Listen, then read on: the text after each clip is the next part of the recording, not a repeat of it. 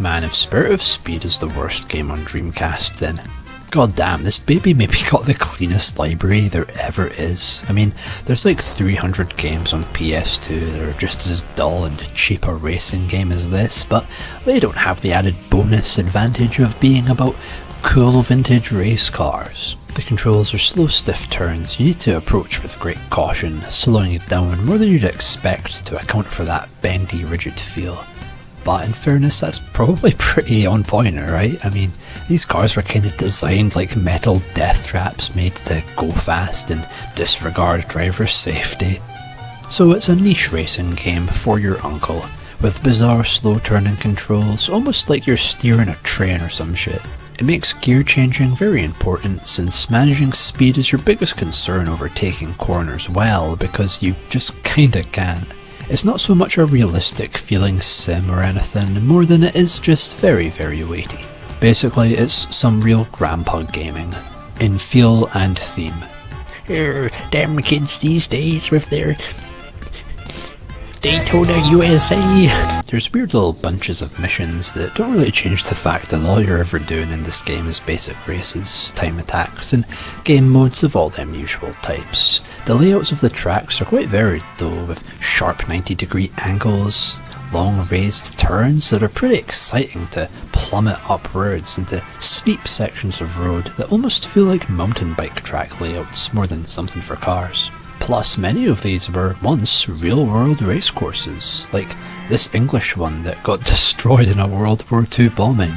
This game is preserving old locations, racetracks that are gone now in hazy Dreamcast fidelity, and that's pretty fucking cool. Especially for not just the era it's representing, but such a specific part of that era as well. Spirit of Speed's atmosphere is fascinating, as it really does feel like looking at like some 100-year-old photograph and imagining what the daily life was like in that world that seems so alien now. The vast dull skies meet the long views of trees, the flat distant buildings and bridges, static blocky streets, industrial towers looming, audience stands, power lines, all these old-timey yet still recognisable and slightly boring real-world things make this dreary sepia-tone landscape extremely relaxing to zone out to, in the long stretches of rolling hills and swooping roads as far as the eye can vaguely assume to be more depressing in nature. The vibe is like you're watching old film footage. The dreary British countryside is truly captured in all its bleakness. It feels foggy and primitive, with that noisy brum of the engines. It's such a mundane feeling game, but there's something so far away and calming to its weird empty days of engine sounds, blending in and out with that smooth, big band jazzy swing music.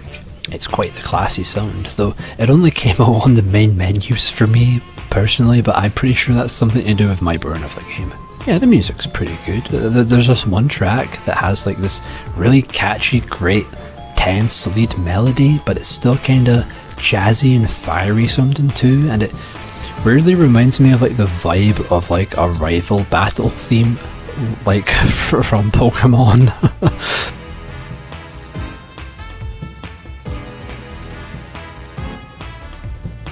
I mean, this ain't an amazing game, it's a bit boring, yeah, but that slower vintage car feel is very interesting, and trying to capture 1930s racetracks in old Dreamcast graphics, that is such a thing. There's a lot of different classic cars, a great selection of different looking worlds, and each track feels different enough to be memorable. Catching fire is always a fun time, and its pale, simple, musty UI fits real good with the setting and vibe it's got going on. There you go, nerd. I talked about a game you couldn't talk about twice. But I'm just curious, like, who was this game really made for, right? Why did they use the LJN brand? LJN was mainly a toy company and they got bought out by Mattel, right? So was there maybe like some sort of Mattel brand line of vintage car toys or something? Because this really does feel like that licensed game kinda empty. The vast, endless nothing beyond just being liminal.